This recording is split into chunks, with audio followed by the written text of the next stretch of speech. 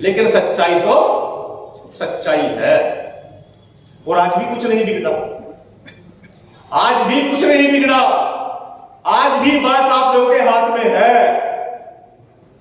आज हमारे पास चंद्रशेखराचार्य जैसा मजबूत बाबा साहब के तंबू का तंबू बनकर खड़ा हो गया है। जो बाबा साहब ने कहा था कि मुझे दूर दूर तक जब मैं नजर मारता हूं तो मुझे कोई नौजवान चेहरा नजर नहीं आता जो मेरे द्वारा बनाए गए तंबू का बंबू बनकर खड़ा रह सके। लेकिन आज पूरे देश में यदि बाबा साहब के तंबू का बंबू बनकर कोई खड़ा है तो वो माननीय चंद्रशेखर आजाद है।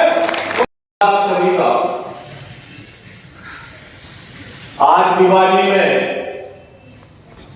एक खास मौके पर यह कार्यक्रम रखा गया और जिन साथियों ने इस कार्यक्रम को रखा उनका धन्यवाद करूंगा। आज एक बहुत खास पर्व है। मैं तो ये सोच रहा था कि मेरे से पहले छोटा स्टैंड लेगी इसमें जो साथी अपने वक्तव्य में अपनी बात रख करके गए कि आज के दिन का जिक्र करें, स्टैंड में लगा के दे। आज बहुत महत्वपूर्ण दिन है। आज आप सभी के लिए, हमारे लिए अपना पूरा जीवन न्यौछावर करने वाली, खुद भूखे रहकर आप सभी का पेट भरने वाली भारतीय संविधान के निर्माता बाबा साहब डॉक्टर भीमराव अंबेडकर की धर्म पत्नी माता रमाबाई जी का जन्म दिवस है। पकड़िए जो पकड़िए। माता रमाबाई के जन्म दिवस की आप सभी को बहुत बहुत बधाई। इनके बारे में जितना कहा जाए उतना कम है। हम तो अपने बच्चों का पेट नहीं पाल सकते, लेकिन मां रमाबाई ने अपना पूरा जीवन आप सभी के बच्चों का पेट भरने के लिए लगा दिया। यदि उनके जीवन के बारे में कुछ कहा जाए तो आंख से आंसू टपक पड़ेंगे। अपने चार बच्चे कुर्बान किए, भूखी रही, प्यासी रही, और बाबा साहब जी ने कह दिया कि साहब आप इस लड़ाई को आगे लेकर के जाएं, इसके लिए हमें कोई भी बलिदान देना पड़े हम पीछे नहीं हटेंगे। और आज से 6 दिन पहले एक बहुत खास पर्व जो है पूरी दुनिया में मनाया गया। 1 फरवरी को हमारे रहबर 650 साल पहले हमारे और आपके लिए मजबूती से लड़ाई लड़ने वाले, मनुवादी विचारधारा शिकंजे से पकड़ने वाले हमारे सतगुरु रविदास महाराज जी का प्रकाश पर्व पूरी दुनिया ने बड़े हर्षोल्लास के साथ मनाया। उसके लिए भी आप सभी को बहुत बहुत बधाई। और मैं सतगुरु रविदास महाराज जी से ये प्रार्थना करूंगा कि सतगुरु रविदास महाराज आप सभी को स्वस्थ शरीर दे, लंबी उम्र और आप सभी को जो है खूब तरक्कियां बख्शे, ऐसी मैं कामना करता हूं। मेरे से पहले सभी साथियों ने अपने वक्तव्य में बात रखी कि आज समाज को क्या करने की जरूरत है, और सदियों पहले यह समाज क्या था। आज यदि एक कार्यक्रम यहां पर हो रहा है और ये सतगुरु रविदास महाराज जी का मंदिर यहां पर बना है, तो इसके लिए भी महापुरुषों ने कुर्बानियां दी। यहां की जो प्रबंधक कमेटी है उसका भी मैं धन्यवाद करना चाहूंगा।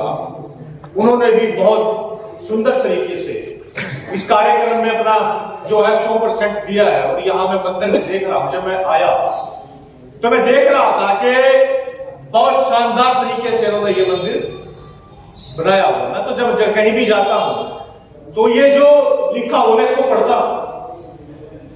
जो प्रबंधक कमेटी है, प्रधान जी, मैं तमाम साथियों से मेरा यह हाथ जोड़ के निवेदन रहेगा कि ये जो स्लोगन यहाँ पे लिखे हुए हैं बहुत सुंदर स्लोगन है, लेकिन इनके साथ साथ सतगुरु रविदास महाराज जी के जो शब्द है, जो इनकी विचारधारा है, वो स्लोगन भी इनके बीच में एक लगा दिया जाए, क्योंकि हमें सतगुरु रविदास महाराज जी की विचारधारा को आगे बढ़ाना है।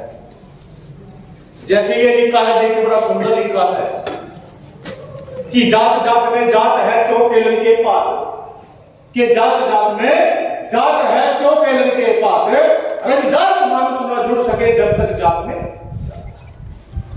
सतगुरु दास जी कह रहे हैं कि हमारे कितने टुकड़े किए हुए हैं, हम एक दूसरे से ऊंच नीच भेदभाव हम हमारे बीच ही हो।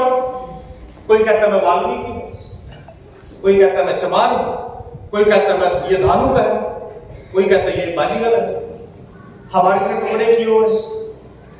तो सतगुरु रविदास जी कह रहे हैं कि हमें इन जातियों के जंजाल से निकलना है।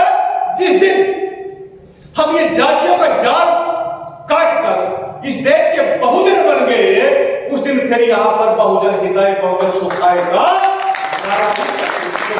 मान्यवर काशीराम जी ने किया था। उस नारे को आगे बढ़ाने के लिए आज मान्यवर चंद्रशेखर आजाद जी और भीम आर्मी के राष्ट्रीय अध्यक्ष मान्यवर वीरेंद्र सिंह जी पूरा अपना जीवन लगा चुके हैं। आज हालात ज्यादा बढ़िया नहीं है। जो यहां पर सोशल मीडिया देख रहे हैं उनको पता है कि पूरे देश में हो क्या रहा। हालात ज्यादा बड़ी थोड़ी ही ना। आज से पहले जो सरकार इस देश में रही है उन्होंने हमारे लिए क्या किया, ये बड़ा सवाल है, ये बड़ा तगड़ा सवाल है। आज तक जिन सरकारों ने इस देश में राज किया उन सरकारों ने हमें बिल्कुल लास्ट में खड़ा करके रखा। कहने को तो आज विपक्ष के जो नेता हैं वो भी संविधान उठा करके चल रहे हैं, ये लेकिन यदि उनको पूछा जाए कि संविधान में जो है क्या हक अधिकार है वो बता नहीं पाए, सिर्फ राजनीति के लिए। जब इस देश की सबसे बड़ी पंचायत में सांसद जीत करके गए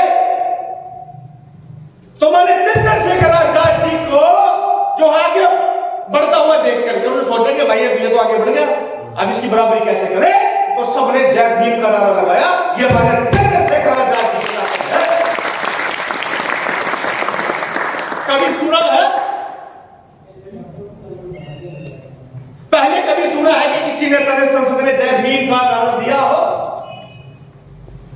और मान्य चंद्रशेखर आजाद जी जब जीत करके गए तो संसद में पहली बार सतगुरु रविदास महाराज जी का जयकारा लगा। यह कोई छोटी बात नहीं, यह कोई छोटी बात नहीं। इस देश की सबसे बड़ी पंचायत जहां पर बिल पास होते हैं, जहां पर कानून बनते हैं, पहली बार उस संसद में सतगुरु रविदास महाराज जी का जयकारा लगा। यह हमारे लिए बहुत प्राउड की बात है।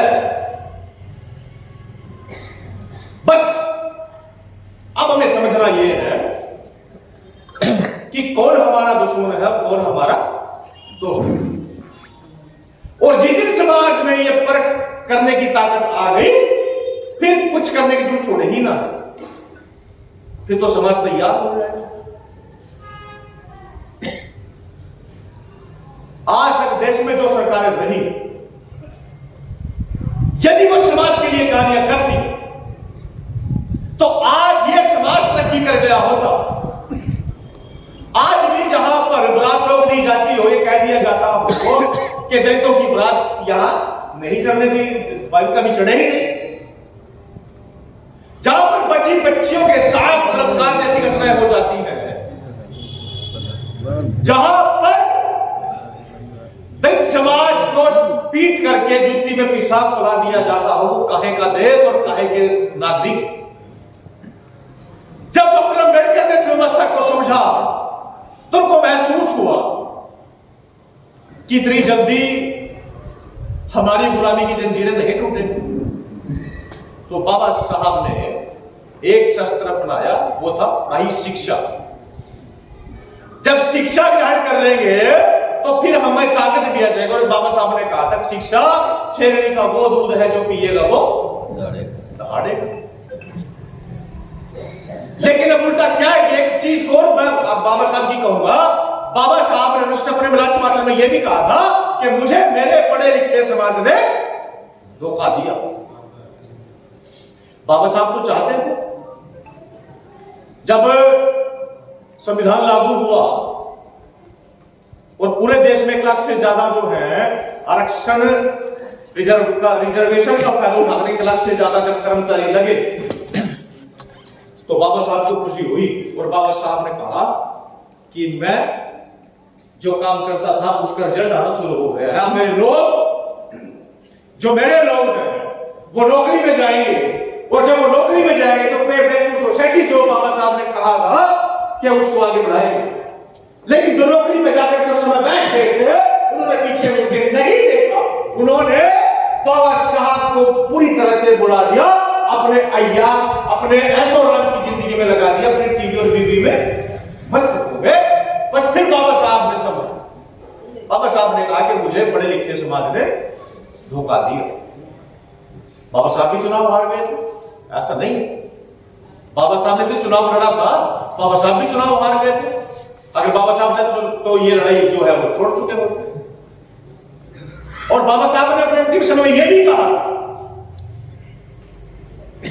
कि मैं बड़ी मुश्किल से अपना पूरा जीवन तहस नहस करके अपने 4 बच्चों की कुर्बानी दे करके मैं इस कार्य को यहां तक लेकर के आया और हो सके उसको आगे बढ़ाना। और यदि आप इसको आगे ना बढ़ा पाओ तो इसको यही रोक रखना, इसको पीछे मत जाने देना। और अगले लाइन में क्या कहते हैं बाबा साहब कि मैं दूर दूर तक जब नजर मारता तो मुझे कोई युवा चेहरा नजर नहीं आता जो मेरे द्वारा बनाए गए तंबू का बंबू बनकर खड़ा रह सके। ऐसा कोई मुझे चेहरा नजर नहीं आता। ये बाबा साहब कह रहे थे कि मैं इस धारणा को यहां लेकर के आया हूं।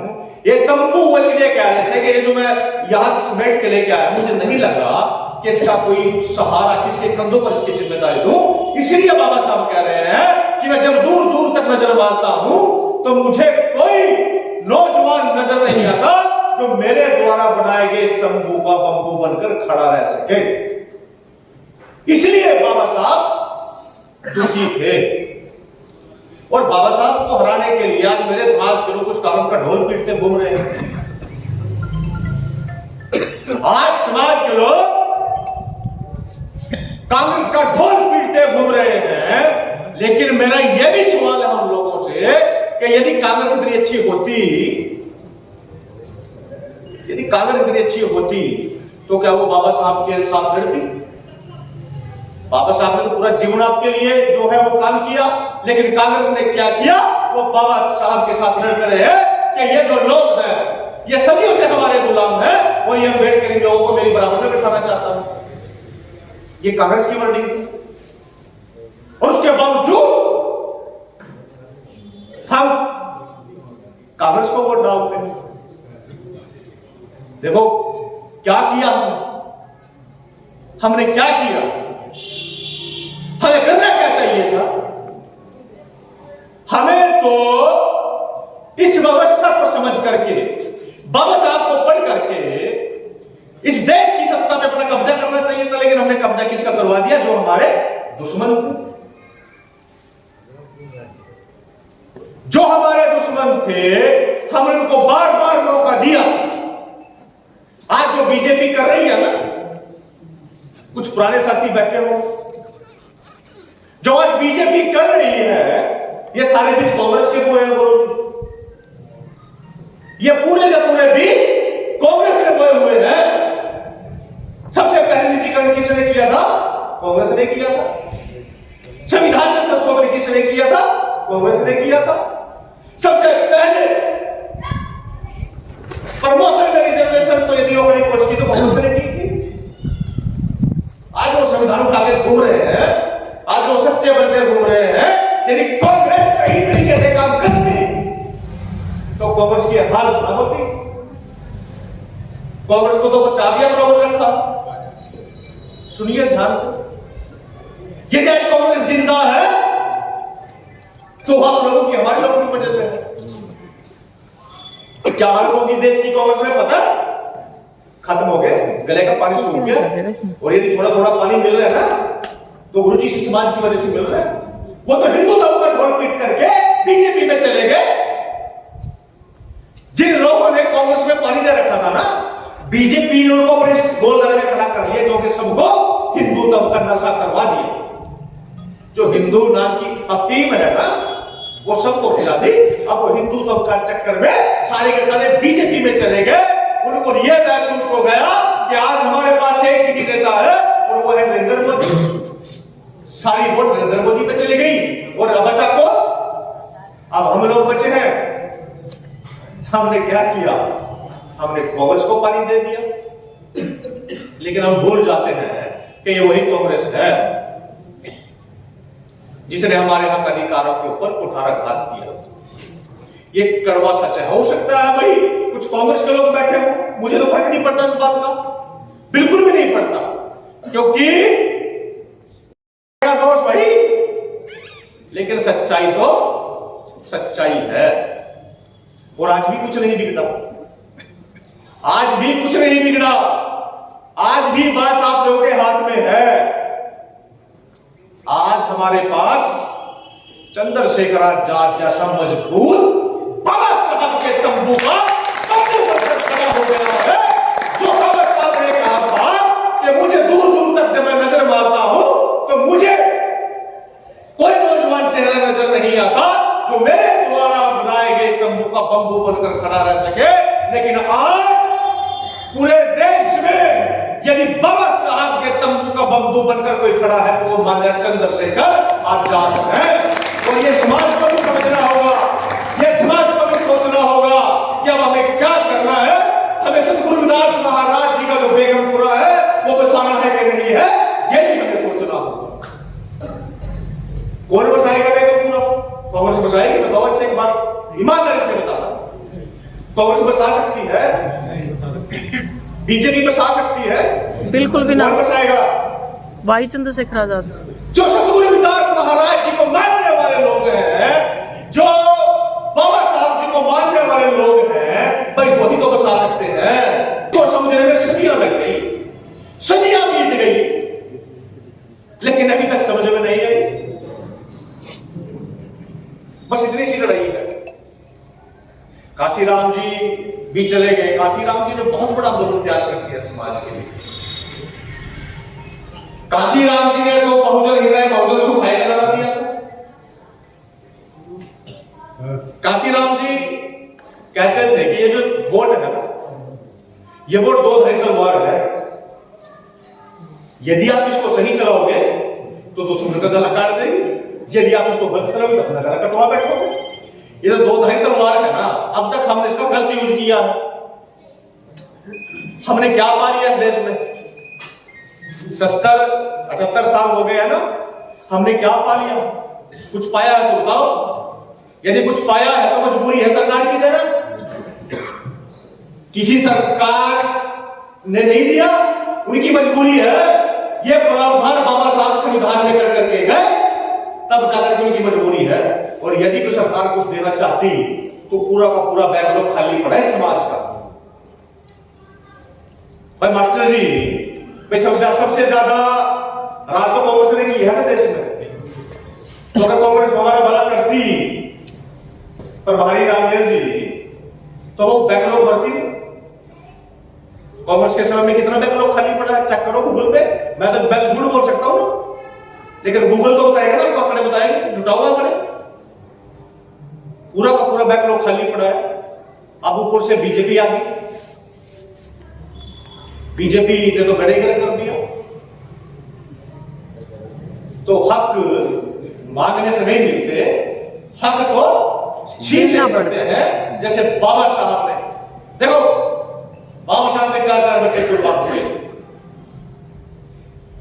लेकिन बाबा साहब ने लड़ाई नहीं हारी। बाबा साहब चलते रहे, एक के बाद एक, एक के बाद एक, एक के बाद एक, एक के 4 बच्चे कुर्बान हुए, हम तो एक भी नहीं कर सकते। कोई कर सकता तो बताओ। यदि घर में छोटे बच्चे को चाकू भी लग जाए ना, छोटा सा खून निकल जाए, यदि बुखार भी हो जाए या खांसी जुकाम भी हो जाए, तो 4 दिन में 20 डॉक्टर बदल लेंगे क्या नहीं बदलेंगे? बदल लेंगे ना भाई। 4 दिन में 20 डॉक्टर बदल देंगे कि नहीं वो डॉक्टर ठीक, उसमें आराम नहीं लगा, फटाफट दूसरे पे जाओ, तीसरे पे जाओ। ऐसा ही है ना, क्योंकि हम अपने बच्चों से ज्यादा प्रेम करते हैं ना। बाबा साहब भी अपने बच्चों से उतना ही प्रेम करते थे, सिर्फ उनका नजरिया यह था, उनका देखने का नजरिया था कि मेरे करोड़ों बच्चे इस देश में गुलाम हैं, मैं उन बच्चों को इस गुलामी से निकालूंगा, उसके लिए चाहे मेरे 4 बच्चे कुर्बान हो जाएं। उन्होंने अपने जो 4 बच्चे थे वो कुर्बान कर दिए, लेकिन आप जैसे जो करोड़ों लाखों बच्चे थे उनको आजाद करा दिया, ये भी तो बड़ी बात है। हम तो बाबा साहब को पढ़ते नहीं है ना। बाबा साहब को यदि आपने पढ़ लिया तो फिर आपकी समझ में आ जाएगा। मैं अपने बारे में एक बात बताता हूं, मैं गर्व के साथ कह रहा हूं, सतगुरुदास महाराज जी के मंदिर में खड़ा होकर कह रहा हूं, मैंने कभी किसी मनुवादी पार्टी को वोट नहीं दिया आज तक। आज तो मैं आजाद समाज पार्टी को दूंगा ना वोट, आज तो दूंगा भाई। जुगनू जी, जब से मेरी वोट बनी है और जब से मैं होश में आया, मेरे पापा मेरे दादा सब बसपा को वोट करते थे, क्योंकि मेरे खून में गद्दारी नहीं। मैंने कांग्रेस को वोट दिया, न मैंने नवलों को वोट दिया और ना बीजेपी को वोट दिया। मैं गर्व के साथ कह रहा हूं, आज मंदिर में खड़ा हूं और नजर मिला के बात कर रहा हूं, नजर मिला के कह रहा हूं कि मैंने कभी बाबा साहब को धोखा नहीं दिया, मैंने कभी किसी महापुरुष को धोखा नहीं दिया। मैंने जो महापुरुषों ने पेड़ लगाया उस पेड़ में पानी देने का काम किया, कभी दुश्मन के द्वारा लगाए गए पेड़ में कभी पानी की बूंद तक नहीं दी मैंने, मुझे गर्व है। और आज भी आजाद समाज पार्टी, मैंने चंद्रशेखर आजाद जी का हाथ पकड़ के बराबर में खड़ा हूं, कंधे से कंधे मिला करके कह रहा हूं कि मान्य चंद्रशेखर आजाद जी आप आगे बढ़ो, हम आपके साथ हैं। चंद्रशेखर भैया जिंदाबाद, आजाद समाज पार्टी जिंदाबाद, आजाद समाज पार्टी जिंदाबाद, भैया कमल बराड़ा जी जिंदाबाद, भैया कमल बराड़ा जी जिंदाबाद। ये लड़ाई कब आगे बढ़ेगी? जब सब के सब आज यहां से प्रण लेंगे कि हम जैसे मैंने कहा कि पहले जो हुआ उसके गुनहगार हम नहीं है। यदि गलत हम करते हैं, हमारे सामने गलत होगा तो उसके जिम्मेदार हम हैं। अच्छा बताओ, वो कहां गए संतलाल जी? भाई इनका परिवार है, इनका परिवार के बच्चे हैं, इनके धर्म पत्नी है, पूरा परिवार। उसके बावजूद भी यह व्यक्ति समाज में निकल करके काम कर रहा है। जन्मदिन भाभी जी का जन्मदिन, भाई बाबू जी का जन्मदिन बहुत खुशी का दिन। तो आज देखने की घरवाली का जन्मदिन है, थोड़ा तो घर पे चाहिए था ना, आप यही देख लो, घर पे होना चाहिए था गुरु जी, केक वेक काट के जो है होना चाहिए था ना, सेलिब्रेट कर, लेकिन ये समाज के बीच खड़े थे, इनको क्या जरूरत है? कोई तब खाते रहे समाज इनको, कोई पैसे दे रहा है क्या इनको? कोई बस इन्हीं के दिल में आ रहा है कि समाज के लिए कुछ करना है। जब तक हमारी सांस है, एक सांस, लास्ट सांस भी हमें समाज के लिए लगानी है, बस ये आग इनमें है। एक ये गोल्डी वाल्मीकि भाई आ तो देखो, देखिए चेहरा देखिए, चेहरा देखिए, खेलने खाने की उम्र है कि नहीं है कि नहीं? इन जैसे लड़के क्रिकेट खेलते घूमते हैं, तपरी मारते घूम रहे, बाइक लेकर के कहीं भी गली में घूमते हैं, लेकिन ये गोल्डी वाल्मीकि भीम आर्मी भारत एकता मिशन के प्रदेश उपाध्यक्ष हैं।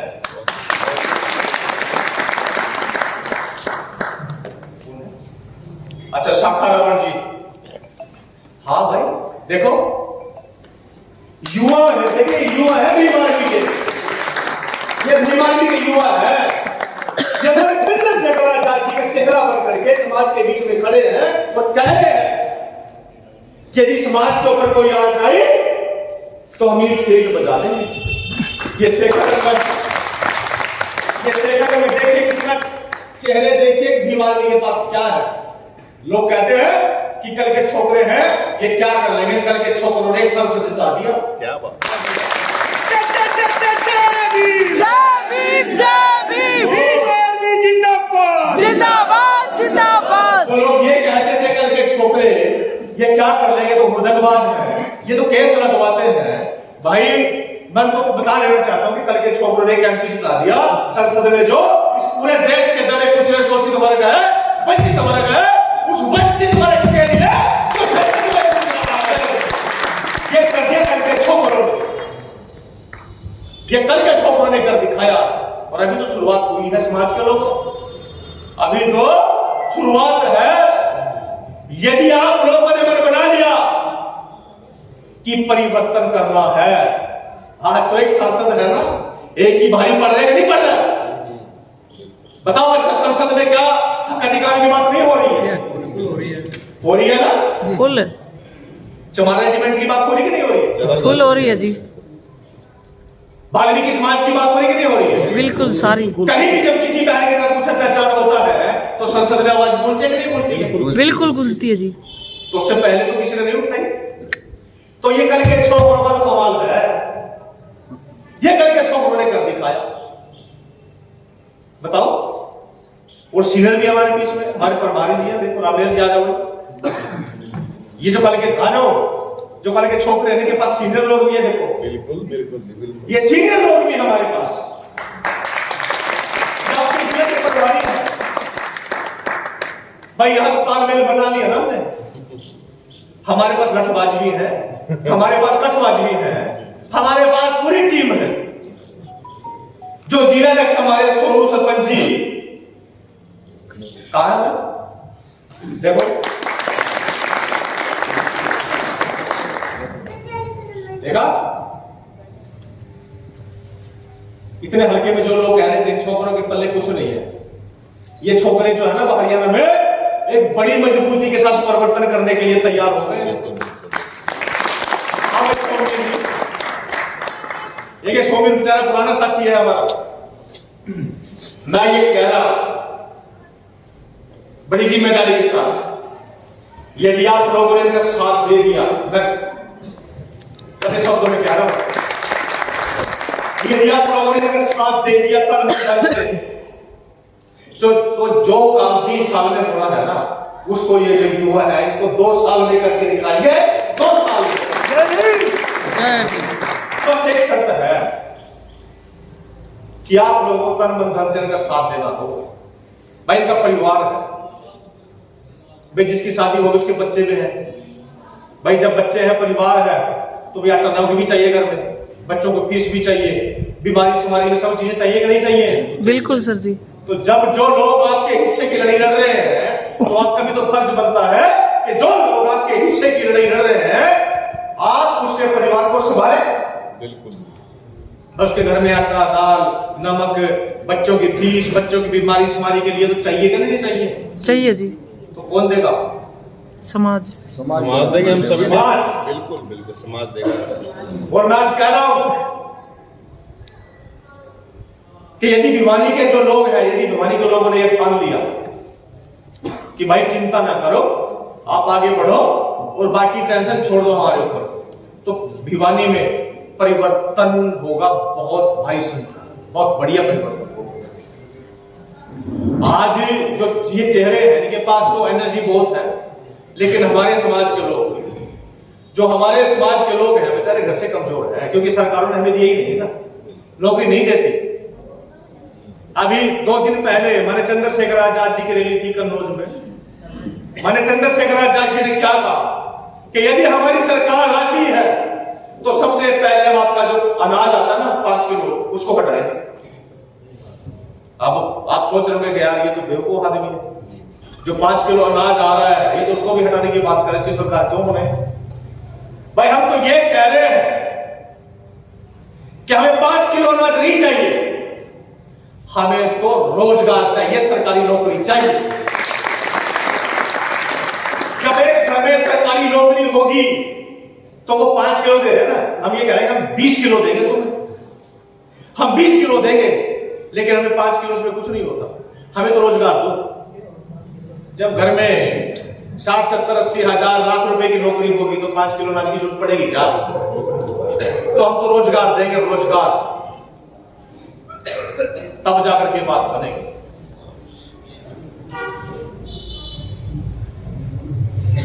टीना जी है, कहा है टीना वाली जी, मनोज मालपुर जी,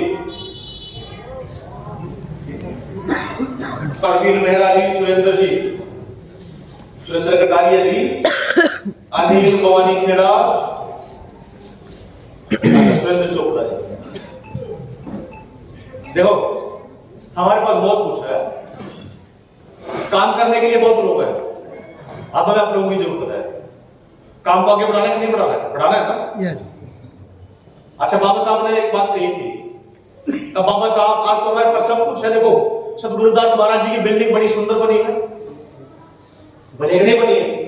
बाबा साहब ने एक बात कही थी, ये तब कही थी जब हमारे पास ना दीवारें थी, ना घर था, कुछ भी नहीं था, लेकिन बाबा साहब ने कहा था कि अपने घर की दीवारों पर जाकर के निकलो, हम इस देश के शासक है, शासक है। तब तो दीवारें भी नहीं थी। बिल्कुल। बाबा साहब ने क्यों कही थी ये बात?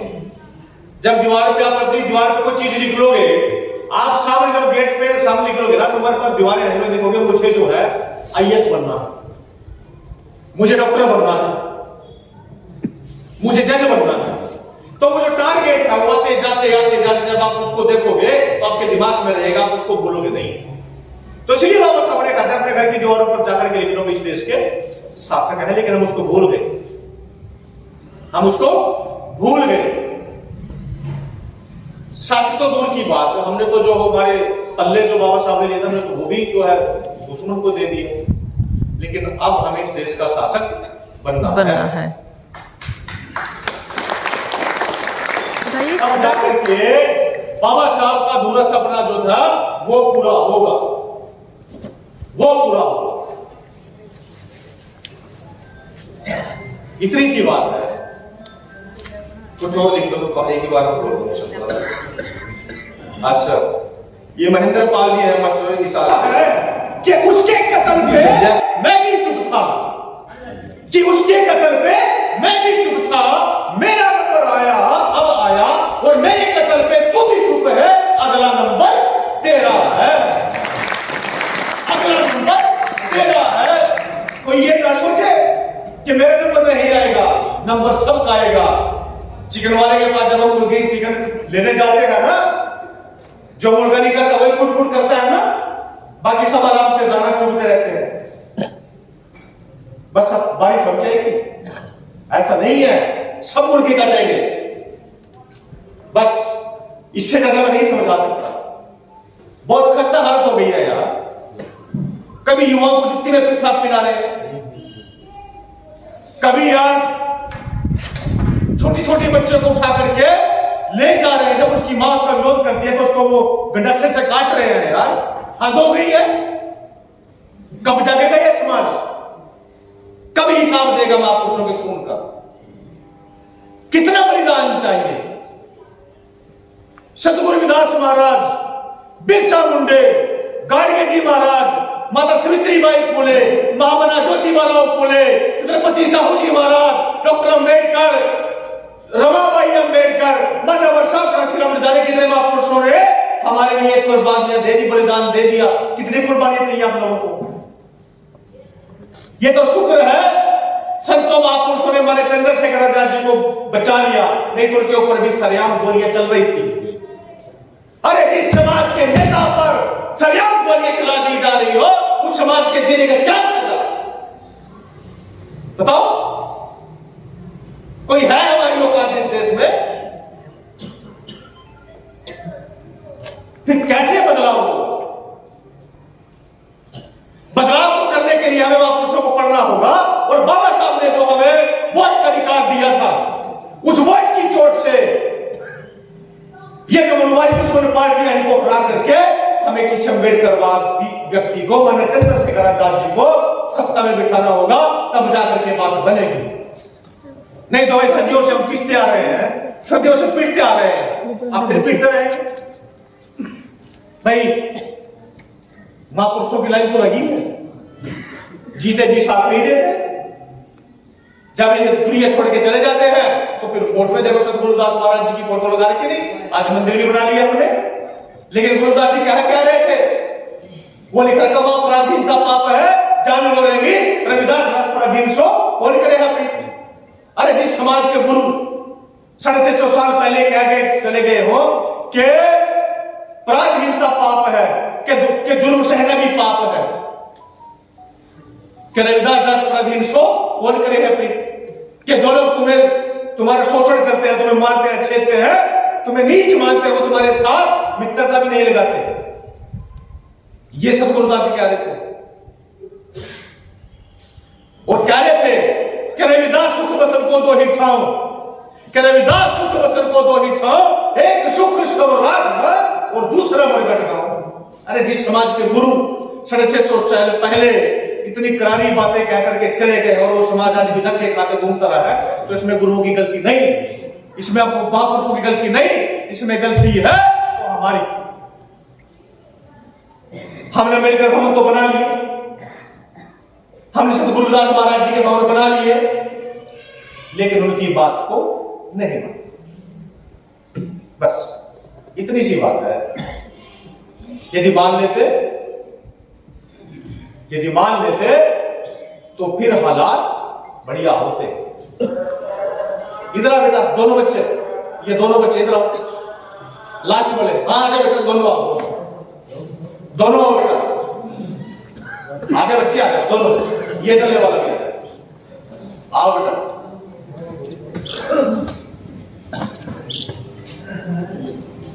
देखो प्रैक्टिकली बता रहा हूं आपको मैं, हालात क्या है समाज के, कुछ बदला नहीं है, हालात इससे बदतर होने वाले हैं। इधर आ बेटा, दोनों बच्चे आओ। क्या नाम है बेटा? साहिल है। क्या नाम है? इधर आ मेरे पास। अभी जो मैं लास्ट में कह रहा था, क्या कह रहा था अभी लास्ट में? अभी मैं क्या बात कर रहा था? नहीं, उससे पहले जब मैंने आपको बुलाया, उससे पहले मैं क्या बात कर रहा था? बेटा देखो, जब पढ़ोगे ना और सुनोगे, ये जो संतलाल जी है ना, ये दूसरे जनरेशन क्या है, हिसाब से मैं माला से आया, कुछ जीन्स हैं हमारे जिला तक, और बेटा आप फोन में लगे हो, है? अरे बेटा सुनो, ये हालात इतने अच्छे नहीं है। बैठ जाए बेटा, बैठ जाए। हमारे बच्चे क्या कर रहे हैं, अपने बच्चों को संभालिए। आज हमारे अपने बच्चों को फोन दे दिया, पूरा दिन रील चल रही है, पूरा दिन रील में लगे पड़े हैं बच्चे। मैं ये कह रहा हूं, यदि आप 10 दिन तक भी रीलों पर करते रहोगे, देखते रहोगे, रीलें खत्म नहीं होगी, तुम्हारा फ्यूचर खत्म हो जाएगा, तुम्हारा भविष्य खत्म हो जाएगा, तुम्हारा जीवन खत्म हो जाएगा, लेकिन वो रीलें खत्म नहीं होगी। ये दिया हमने समाज को, तो क्या इच्छाएं लेंगे हम बच्चों से? क्या दे सकते हैं बच्चे? रील चल रही है, बस पूरा दिन रील में समय खराब हो रहा है। अरे भैया, इसका फायदा उठाओ, रील से कुछ नहीं होगा। और सुनिए, जिनके आप लोग रीलें देख रहे हो ना, वो रील से लाखों रुपए महीना कमा रहे हैं, लाखों रुपए। वो काम कर रहे हैं, वो YouTube से लाखों रुपए महीना कमा रहे हैं। बनाइए ना कोई अच्छा सा, उस पे अकाउंट बनाइए ना फेसबुक पे, और बनाओ ना कोई समाज हित की बात करो, और कमाओ लाखों करोड़ों रुपए जो है दूसरे लोग कमा रहे हैं। हमें तो उन्होंने काम दे दिया कि तुम हमारी लीडर हो, तुम्हें कमाई की जरूरत नहीं है, तुम तो नशा करो आराम से।